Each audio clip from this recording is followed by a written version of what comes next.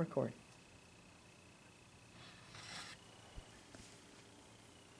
As Americans, we think we're safe, right? But the rise of Islamic terrorism threatens all the free nations of the world, including America. As Americans, we need to know what the threat is so that we can defend against that threat.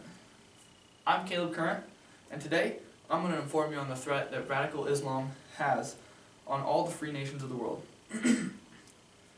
I watch a lot of news, so I have a pretty good idea of Islamic terrorism and what it can do to individual people and whole nations. But I also gained information from CBC News, CNN, ABC News, and True Discipleship Online. For those of you that agree with me, I hope to further solidify your beliefs about Islamic terrorism. First, America is known by all radical Muslims as the Great Satan.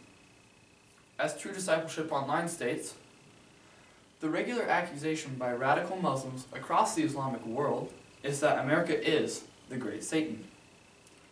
Muslims say this because they don't like anyone that disagrees with them, even if it is a minor disagreement. But the truth is that America is majorly different from radical Islam. Second, the Obama administration has failed to address Islamic suicide bombers and executioners as terrorists. Instead, they're referred to as freedom fighters. However, freedom fighters don't kill the people of their own country to take over that country. Freedom fighters protect their country from outside sources. So, Islamic suicide bombers and executioners can't really be referred to as freedom fighters. For those of you that don't have an opinion on Islamic terrorism, today I'm going to show you that America, Great Britain, and France, along with many other free nations of the world, are targets of Islamic terrorism and are hated by the radically Islamic-controlled countries. First of all, there are many rallies held in Iran, which are often led by major Iranian political leaders, where the crowds chant "Death to America," "Down with the US," and "Down with Israel." As ABC News states, ABC News' Martha Raddatz attended the rally where crowds chanted "Death to America" and thousands of signs read "Down with the US" and "Down with Israel." Doesn't sound like a group of people that we should be talking to peacefully, right? However, America is actually trying to pursue a nuclear deal with Iran, even though Iran's ultimate goal is the downfall of America and its close ally Israel. There have also been skirmishes in the United States, Great Britain, and France that have involved Islamic terrorists. First, I will start in France. In Paris, there is a cartoonist who published a cartoon that made fun of Muhammad. A few days later, radical Muslims came and killed him.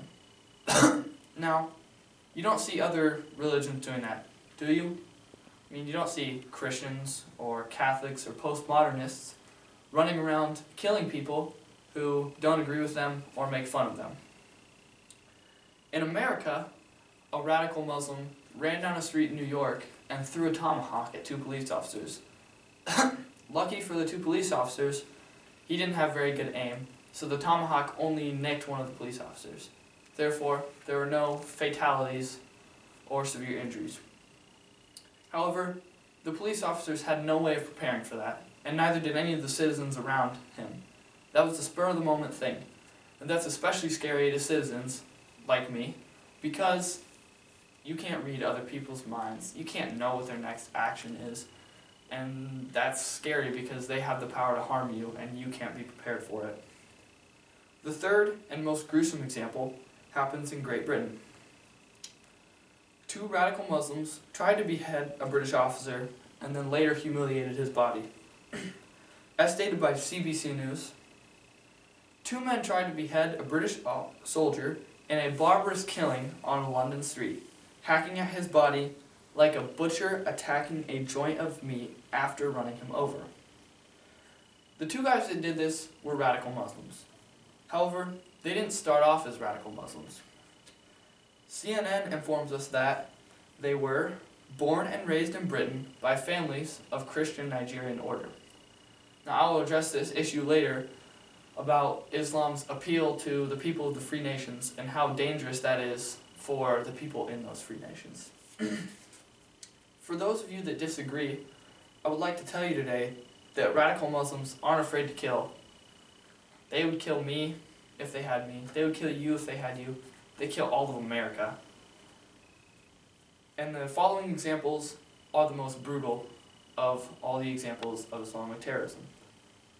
First, ISIS is rapidly taking over the Middle East.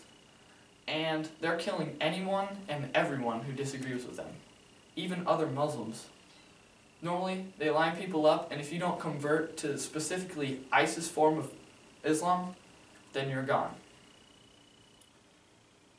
They also recruit people from the free nations to do their dirty work. For example, Jihadi John was a British person who went and joined ISIS, and he was featured in many of the beheading videos. So he was killing people from his own country, people from his allies, France and America, and he didn't think twice about it. Though Americans, British people, and French people in the Middle East sound scary, ISIS can also train those people to go back into their home countries and commit acts of terrorism, like homegrown terrorists, and the governments have trouble doing anything to stop that, or even knowing that it's coming. Second, 9/11 was a result of Al-Qaeda, which was a radical Muslim group, and caused many American fatalities. During 9/11, people were forced to make the decision between jumping to their death or burning alive, and people should never have to make that choice. That is a horrible decision, and no one should ever have to face such cruelty. However, it happened. So is it possible that Al-Qaeda could do it again? Or that ISIS could do it for the first time? The truth is that there's always a possibility of a terrorist attack on our own soil. Third, ISIS has taken captives and have gruesomely killed them all. First, ISIS took a Jordanian pilot, put him in a cage, and burned him alive. Second, ISIS has taken many journalists, who are often from America, Great Britain, and France, and relief workers who are trying to make the Middle East a better place to live, and have killed them. And third, ISIS took 21 Coptic Christians, or Christians from Egypt, and beheaded them all at the same time. So in America, are we really safe or not? The truth is that radical Islam is a growing threat to all the free nations of the world. Now, terrorism is meant to scare us. That's why ISIS takes videos of all their executions and posts them on the internet. Part of it to gain followers, but also part of it to make us scared and make us think that we can't do anything to stop it. They want to try to make us so scared of them that we don't want to confront them because we're afraid that we'll get gruesomely killed. But terrorism can be stopped. So my final question for you today is, will you accept the responsibility to fight for freedom? Thanks for watching.